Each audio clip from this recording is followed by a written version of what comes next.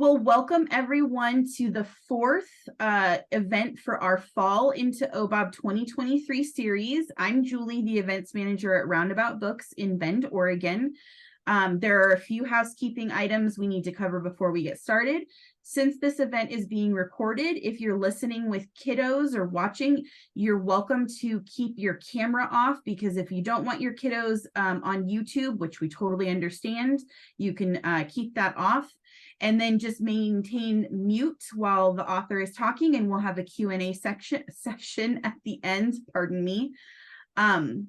So I'm wondering, and you can put this in the comments if you want to, we've got somebody joining us tonight, where you're joining us from, and is this your first time participating in OBOB, or if not, how many times have you done OBOB? We're going to say that acronym throughout the event tonight, I'm sure. So tonight we're talking with Christina Gonzalez for her book, Invisible. I'm just going to give a brief synopsis of the book and her background so everybody knows. So this is a graphic novel about 5 very different students who are forced together by their school to complete community service and may just have more in common than they thought. So they're stuck together when they're forced to complete their school's community service hours. Although they're sure they have nothing in common with one another, some people see them as all the same, just 5 Spanish-speaking kids. Then they meet someone who truly needs their help, and they must decide whether they are willing to expose their own secrets to help, or if remaining invisible is the only way to survive middle school. So Christina Gonzalez is joining us tonight from Miami, Florida. She's an Edgar Award-winning author of Concealed, Moving Target, The Red Umbrella, and A Thunderous Whisper. She's the author of the graphic novel Invisible with Gabriella Epstein. Her books have received numerous honors and recognitions, including the Florida Book Award and the Nebraska Book Award. So we are so grateful to have her joining us tonight all the way from Miami, which is just about as far away as you could be from Oregon. So I'm going to let her get started. Sorry for the background noise. That was my cat's auto feeder. I'm going to let her get started talking about Invisible, and then we, at the end, will have a Q&A section. So Christina, thank you so much for joining us tonight. Well, it's my pleasure. Thank you so much, Julie, for hosting this and for giving me the opportunity to talk about Invisible. Invisible, like you said, is a graphic novel. The illustrations, beautiful illustrations. I'll just turn to some random page right there. Can show off a little bit of the illustrations that Gabriella Epstein did. So I'm the author and she is the illustrator. And the story, like you mentioned, it's about 5 very different kids. They first and foremost have very different personalities. You have one character, his name is George. He's the brain. You have another character named Miguel. He's the athlete. You have a tough kid, which in this case is a girl, and her name is Dayara. And you have a loner, which is Sara. And then you have a rich kid, and that's Nico. And these 5 kids, personality-wise, don't have anything in common. They're not really friends. And not only are they of different personalities, they are actually of different backgrounds, and they speak different levels of English and Spanish. Like George, his mom is Puerto Rican, but he doesn't really speak any Spanish. He understands it, but all his friends speak English. That's mainly what he speaks. So he has a little bit of a tough time speaking in Spanish. But then you have another character like Sara, and Sarah's the loner. And I'll point to her right here. So Sarah's the loner, and she's actually so quiet that most people don't even realize, because she's sort of new to the school, that she speaks both languages. They just kind of assume that she doesn't speak much English because she just never really talks and doesn't have friends. And then the other 3, Miguel, Dayara, and Nico, really are recently arrived in the US. Miguel is from the Dominican Republic, Dayara is Cuban, Nico's Venezuelan, and they don't speak hardly any English. So now, not only are they different backgrounds, different personalities, the way they speak and the languages they speak are different. But the world kind of around them just assumes they're the same. They're just 5 kids going to the same middle school. And you know what? They have Spanish last names, so they probably all are the same. And they even think that they're all Mexican at one point, and the only one who's Mexican is Sara. And on the other hand, they think we're not the same. We're completely different, but something happens in the story. And they are grouped together. They have to work together, and they meet someone who also sort of feels a little bit invisible within their own community. And each one does have a secret that their friends don't know about, that they don't like sharing with anyone. And then they have to decide whether they want to help this person. If they help this person, then their secrets might be revealed and they might get into really big trouble. And by the end of the story, the hope is that now they start seeing not just what is different about each of them, but they see what they have in common. And the world, instead of just grouping them together as one same kind of person, start seeing how they are each unique. And the story is a little different because when you start the story, you actually start it at the end. You're reading about they're being called into the principal's office and they're being questioned by someone about this thing that has happened. And then they each go back in time and tell a piece of the story. But what's interesting is because 3 of the kids don't speak English, they have to call in the Spanish teacher and she has to translate. And so when they're saying their side of the story, let's pick a little blurb over here. Like, let's say right here, Dayara is speaking and she says in the bubble, bien, necesitas ayuda? And then right underneath in a dotted bubble is the translation because the Spanish teacher would be translating it because the person asking the questions doesn't understand Spanish. And it just says, good, need help? And so regardless of if you only know how to speak or read English, you can read this entire book. But if you're someone who's learning Spanish or only speaks Spanish, you can also read this book. And if you know both languages, you can kind of see them next to each other a lot. Not 100% of the way through, but a lot of the way through. So that was something that was important for me because I too am bilingual. I am of Cuban background and I was born in the US in a really small town in Florida, but my parents made the decision of teaching me Spanish first and learning English when I started school because they wanted to make sure that I knew both languages. And so once I became a writer, and those are some of my books back there, book covers, I always felt it was important to kind of highlight that. But one thing I never saw in books, in my own and especially in other people's books, I never really saw those kids who are learning English for the first time in school. And, you know, kids who are new to the country and having to kind of struggle and learn English and how they would just be integrated inside the school. And so I wanted to write a story about that. And I got inspired by a movie. And Julie knows which movie it is because we got the chance to talk about it a little bit ahead of time. And growing up, I loved the movie The Breakfast Club. And that's one of the cool things about books is that you can get inspiration from anything, something that happens in your own life or something that you see on TV or a news story or a movie. And then you start adding things like things from your own life or other people's stories. And you start kind of mixing it all together to create a brand new kind of story that you can share with others. And so for me, I love the concept from the Breakfast Club of the 5 different personalities. And so I mimicked that in the book.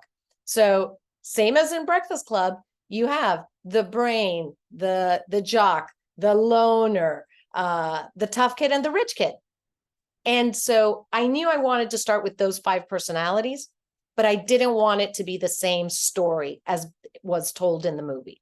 And so now that I had these personalities, I got a chance to play around and give them each the brand new story, brand new problems, brand new hopes and dreams, and do little twists. Because in the movie, the rich kid is a girl and she dresses in pink and she's all of this. And so like here, it's a boy, Nico, but the illustrator still put him in pink, which I was very excited about that. And the tough kid is a boy in the movie. In this case, I wanted to flip it around and make it a girl. And Dayara is very tough and she'll pick a fight with anyone. And there's a reason that she's so tough, that she's kind of keeping from everyone. And those are the secrets that get revealed in the story. And not only do they end up having to decide to help someone in their community, by doing so, they actually start helping each other too. And they discover a lot about themselves.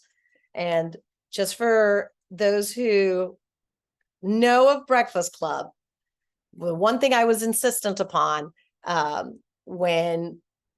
before the illustrations were done, the book does end with like a fist pump in the air by Dayara, who is the tough kid. So the movie also does that. So that was my little shout out to the movie. What else can I tell you about the book? Julie, do you have any questions that I can answer now, or we can keep going? Yeah. I think we should open it up to questions. So if any of our viewers have questions, you can use the raise hand function, or you can pop it in the chat and I'll read it. I will let you know though, our viewers right now, this is their 5th year doing OBOB. So that's really cool. Very, very cool. And they're joining us from Portland. So I do see a raised hand. So here, hold on 1 second. You should be able to unmute yourself now. There you go. We have probably a couple of questions. Annabelle, do you want to get us started? When did you, sorry, our dog is very interested in the food we have here. When did you know that you wanted to be an author? So I had this like dream of being an author probably when I was about 10. But like I told you, I grew up in a small town. That, speaking of dogs, that was my dog just walking right out the door. Check out somebody who came inside now. I thought about being an author when I was like 10 because I loved reading. I loved just coming up with my own stories. I always had a very vivid imagination, and I thought it would be really cool to see my name on the cover of a book. But I had never met an author, never met a writer, didn't do so until I was an adult. And so it didn't seem like it was something people like me would ever do. It was something I thought like you had to live like in New York, or for some reason I thought like a lighthouse in Maine, like that's where like an old man in a lighthouse would be writing all these books. So it didn't seem practical. So I didn't pursue it. I did other things. I eventually went to college. I studied accounting, which is math related. Then I went to law school, became a lawyer. Then I became a mom. And it was when my kids started reading books that it reminded me how much I loved reading. And I loved reading like elementary and middle grade fiction. That's what I really loved, and some young adult. And I still had ideas. And at that point, I decided, well, maybe I can like become a writer. And I started writing something, and my kids read it, and I wasn't around. I heard him laughing, my son, and I thought, how cool is that just like my ideas and my choice of words can cause a reaction in someone when I'm not even around. And I really do think that that's the magical part of books, that an idea, like I see my books as movies in my head often. And when the movie is playing in my head, my job is to translate it into words so that a reader somewhere, maybe halfway around the world, will pick up the book, read it, and that same movie that played just in my imagination can now play in their imagination and exists in their imagination. Without either one of us having met, probably never will meet, and yet we're connected by the book. And I think that's just so powerful and magical. So that's a very long-winded way of saying I thought about it when I was 10 and didn't do it until I was a mom. About 15 years ago is when I started. That's a great question. Do we have another one from the group? Yes. What's your favorite book and what's it about? That you wrote. Oh, that I wrote? Or, oh, okay. So that is like asking a mom, which is your favorite kid? And a mom is never going to pick a favorite kid because there doesn't exist. You love them all equally, but in different ways. And that's kind of how I feel with my books. I do love them all in a different way. Some of them are loosely based on my own family history. Like my first book, The Red Umbrella, was loosely based on how my parents immigrated to the US through like a secret operation called Operation Pedro Pan. I have another book, Concealed. It won the Edgar for Best Mystery, and I love mysteries.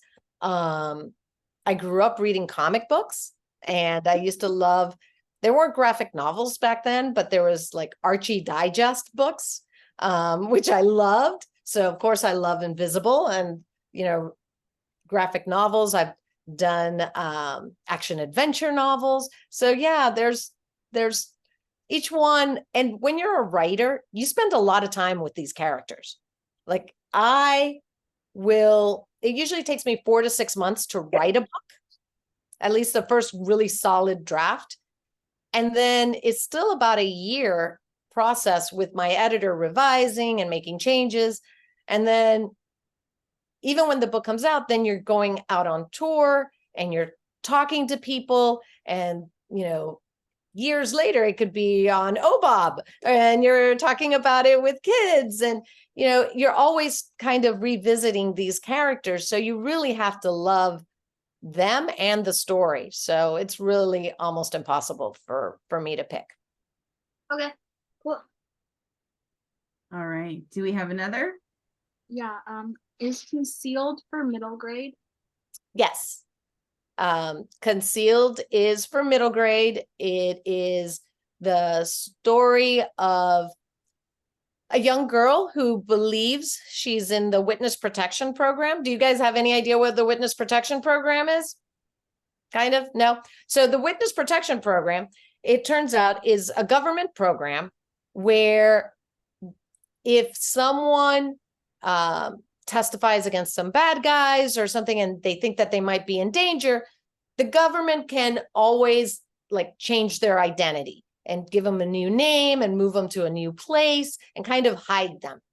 And so this girl thinks that that's what her family is involved with, because they're always having to move. Her parents are always changing their last names. She always has to pick a brand new first name. They're changing the color of her hair, their hair color, and there's a government agent that comes in and gives them new documents. And then something goes wrong and her parents go missing. And she finds out that after living this life of being on the run and a life of lies, it was her parents who were telling her the biggest lie of all, and they're not in this program. And there's another reason why they've been on the run and that they are hiding and changing who she is. But now she has to kind of figure out, well, what's my real name? Who am I really? How do I save my parents? Who can I trust? Can she even trust this government agent? Is he for real? and still know that there's some bad guys coming after her. So she's having to piece together all these clues to try to save herself and save her family. So that's what Concealed is about. And yes, it's middle grade fiction. That sounds really exciting. So I wanted to ask a question about Invisible. What was the inspiration in making it a graphic novel and not a chapter book? Because you'd think with the richness of the characters and taking those four kind of archetypes and changing them, a chapter book gives you a lot more time in the characters' heads and that kind of stuff. So why a graphic novel? For me, I always kind of visualized it as a graphic novel, primarily because, and I actually wrote this book almost 7 years ago. So it just took a long time for it to get published. I had gone to a lot of schools and had been speaking to kids who were ESOL kids or English as a second language classrooms, and they loved graphic novels, but the graphic novels were always all in English or all in Spanish. And the only books that really were bilingual were picture books. And that annoyed a lot of them because they were like, I'm too old for a picture book. But they loved graphic novels because the pictures are a type of visual literacy. So it would help support their learning of the English. So I liked the concept that the visual images would help the reader with whatever level of proficiency they have in English or Spanish. It would be there. So both languages would support each other, as well as the illustrations would support the language. So it would be written almost like in 3 different languages.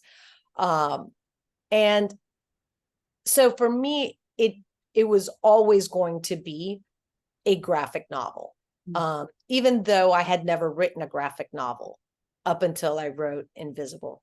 But it does give, it's a different way to use your brain in the writing process and in the reading process, because you're reading, but you're also using your eyes to capture the scene and incorporate it with the words without having to just imagine it. So it's all working so quickly and so simultaneously that I think it's very interesting. And for me as a writer, like I said, I usually imagine my stories as a movie in my head.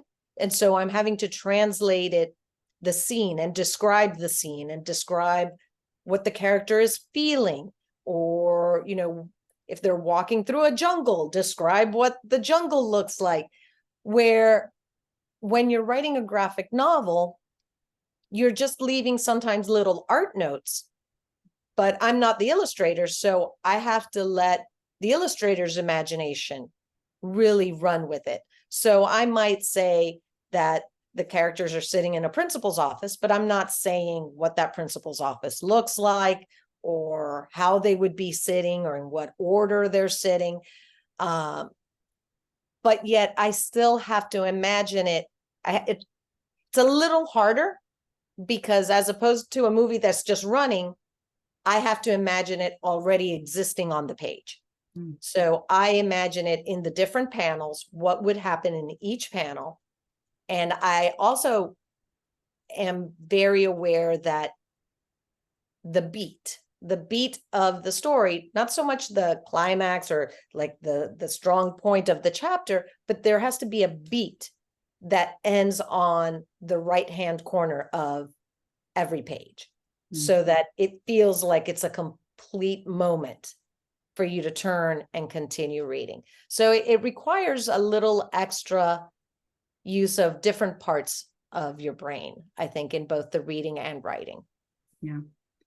So when the illustrator was working on these characters, did you give them, maybe a physical description of the characters, or was it just based on the text you had and they kind of helped form them? Yeah, the illustrators really formed the characters. how they see them. I might give little nuances. I might say Miguel is an athlete. He loves to wear baseball jerseys. Now she could or could not take that into account. But before she started working on the project, she did send the editor, who then sent it to me, 5 character sketches. Like, this is how I imagine each character to look like. And I think I only had I thought it was great. It was not what I had imagined, but I liked what I saw. And I got back and I was like, this is great. Not what was in my imagination, but I can totally see it working within the story. And you do, as a writer and not an illustrator, have to give that level of control to the illustrator, because they are bringing their talents to the project. Right, absolutely. All right, we've got another raised hand. Go ahead and ask your question. Is it like challenging for you to change your ideas because of what the illustrator what the illustrator has drawn?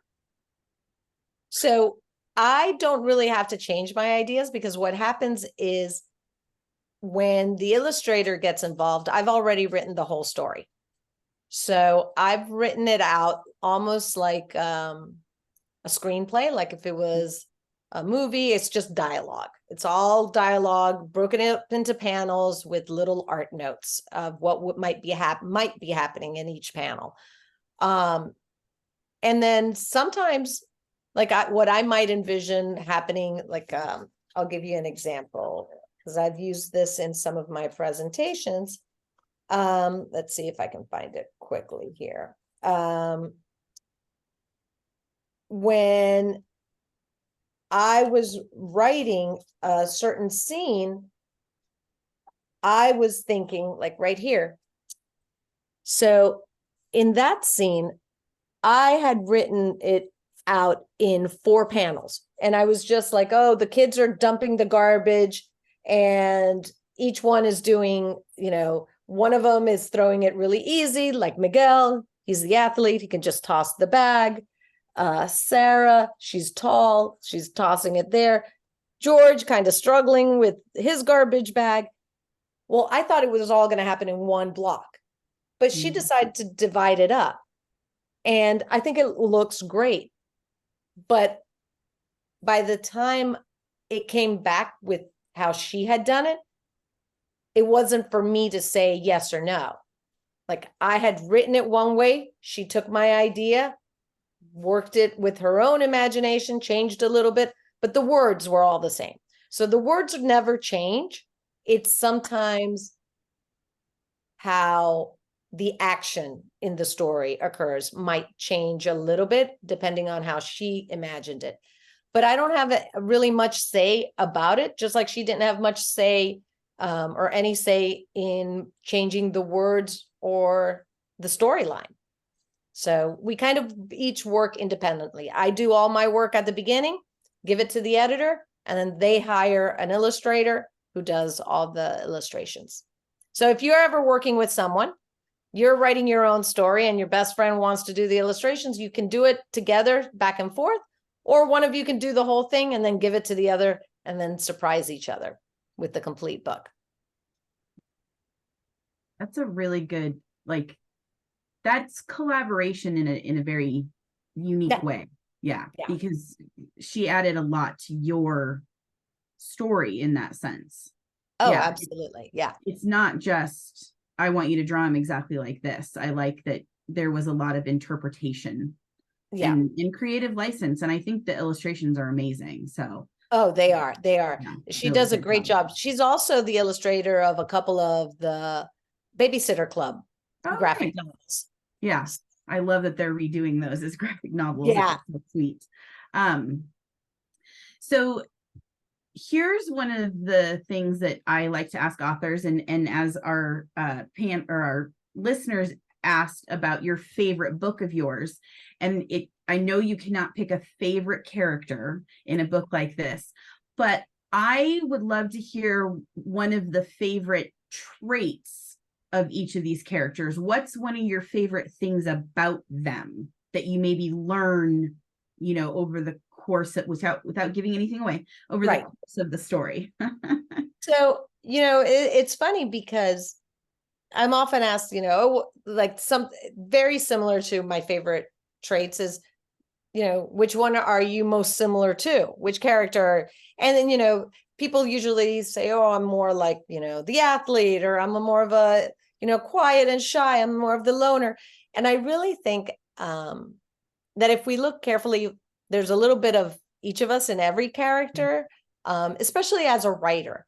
And the way I usually write is in first person point of view. So you're seeing the story from the narrator's point of view, the main character's point of view. And Invisible, each one is telling a piece of the story. So you are seeing it from, multiple points of view. And so I really kind of got into each character and really put a little bit of, well, what would I feel like? Or can I draw from an experience?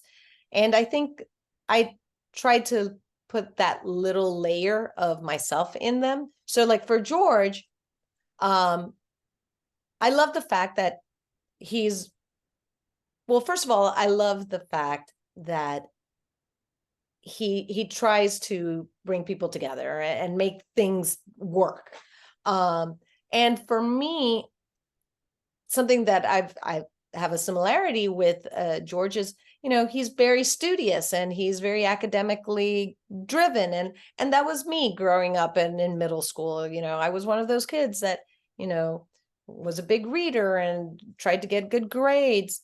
But kind of like Miguel at the same time, I love that Miguel is kind of lighthearted and a little bit of a jokester, and wants to make people laugh.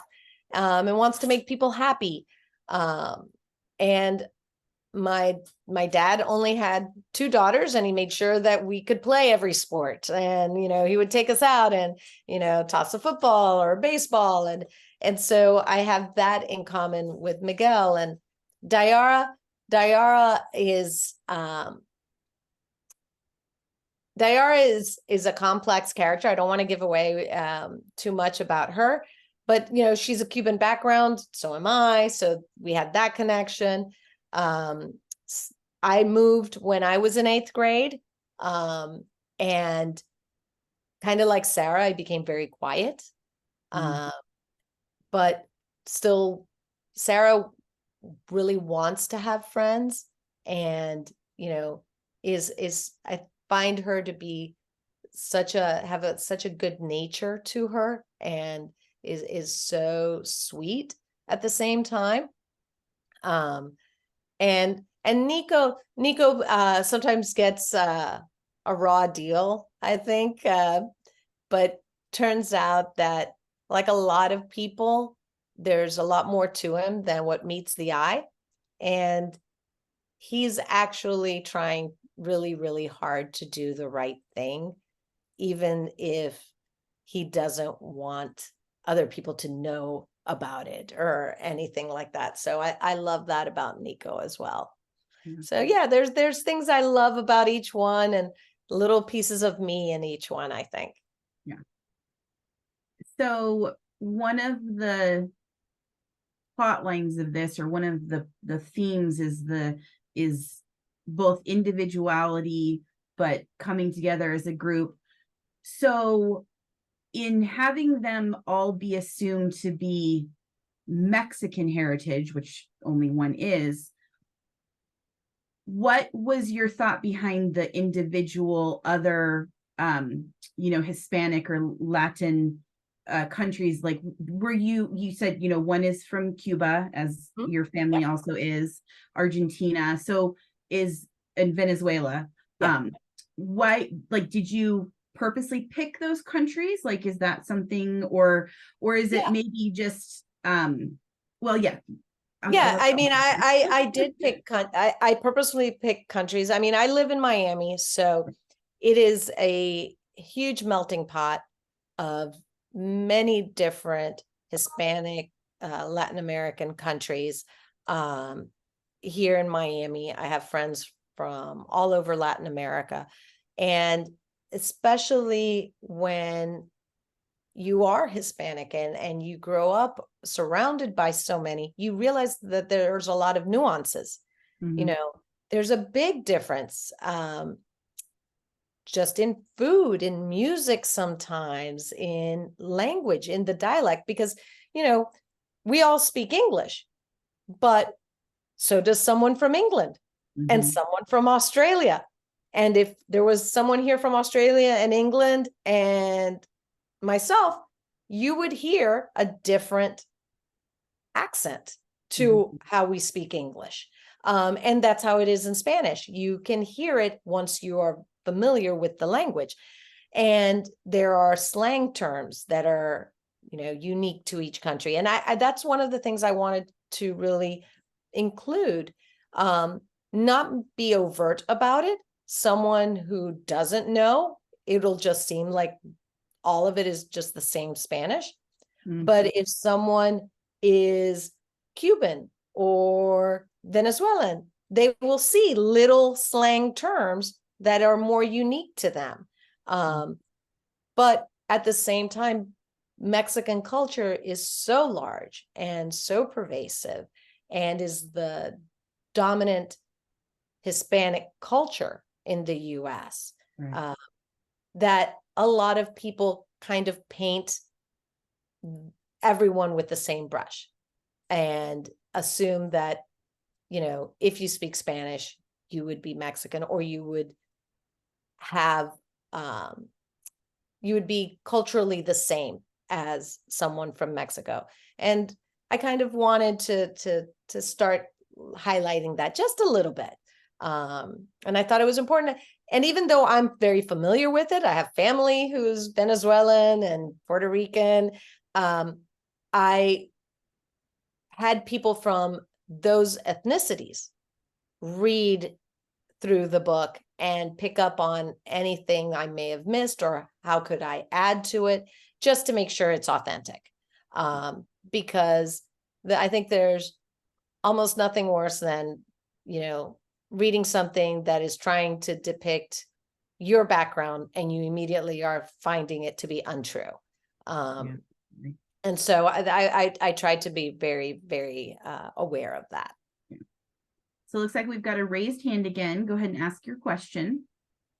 Were you ever given a hard time for being academically focused and motivated and wanting to do well in school? Was I ever given a hard time for being academically motivated? Trying to think back. I don't think so, to be honest. I was pretty lucky.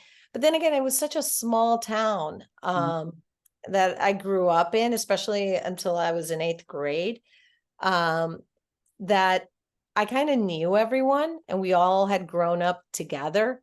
And when I talk small, I'm talking like we didn't have a McDonald's. Like we would drive an hour to go to McDonald's. I lived like very close to the Florida-Georgia border. And, you know, that we got a McDonald's when I was like 10 or 11. And so that was a big deal. So it was this very small town. So I really didn't get bothered for getting good grades. A lot of my friends, you know, we were all kind of in the same boat.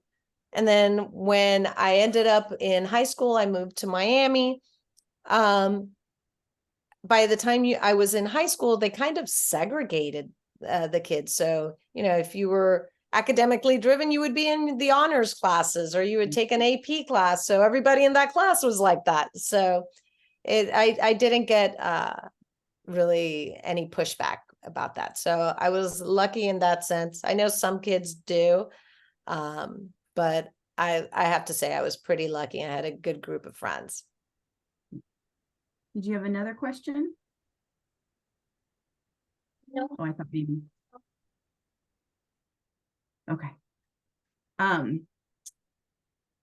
Yeah, I'm thinking back to middle school and high school myself. This, you know, kind of brings up stuff, but I feel like for me, it was in either late elementary school or early middle school when everybody else wanted to go play like dodgeball and I wanted to read. Oh. That was the kind of like, come play with us. And I'm like, I'm in a really good book, guys. Like I'm Yeah. not leaving. You got to go on your own. Because I've always, books have always been one of my favorite, you know, pastimes, is diving into the story of another person, another time, culture, anything like that. I just love it. So, well, do you have anything else for us about Invisible? Any other just fun little tidbits you want to make sure our OBOB people know? Let's see, a fun little tidbit about Invisible. Oh, did you name any characters or after someone you know? Are any of the names someone you know? No, actually, I'm very particular with characters. The names have to kind of fit the personality that I'm envisioning. And it's usually the case that if I know someone really well, I will never use their name because I can only imagine that person with that name, and that's not the character I'm creating or the story I'm creating. So usually it might be someone I've met or an acquaintance, but not a good friend. Have it being one of the characters. A tidbit I will give you and leave you with is the title. So when I was coming up with the title, I was very particular, kind of like with the names. I wanted something that would reflect how the characters in general would be feeling, that they were kind of overlooked, that they weren't really being seen, but I didn't know how to really capture that until I realized that the word invisible is spelled and means the same thing in Spanish and English. So invisible is invisible, and it means the same thing in both languages. And once I realized that, I was like, 100%, I know exactly what the title is going to be. So that's how the title Invisible came to be. Once I realized that it was the same thing in both languages, and it was kind of summarizing how sometimes we all feel, especially when we're like in middle school, but even the character that they end up helping makes the comment of how they feel invisible as well. That's fantastic. I love that. I'm going to be sharing that with the kids that come in looking for your book for OBOB. I'm going to be very happy to be able to tell them some of this stuff as we sell more of these books. I want to thank our viewers tonight for being here with us. If you want to rewatch this or you have friends that are going to be reading Invisible, please let them know. It'll be on the bookstore YouTube, and I'll send a link out to everybody who registered tonight. But please, everyone, round of applause, snaps for the author for joining us tonight, all the way from Miami.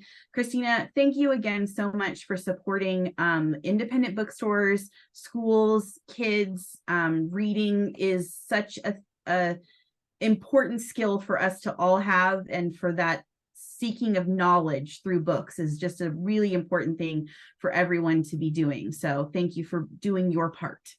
Well, thank you for everything. Indie bookstores are amazing part of the community. So thank you for doing this for all the students and readers.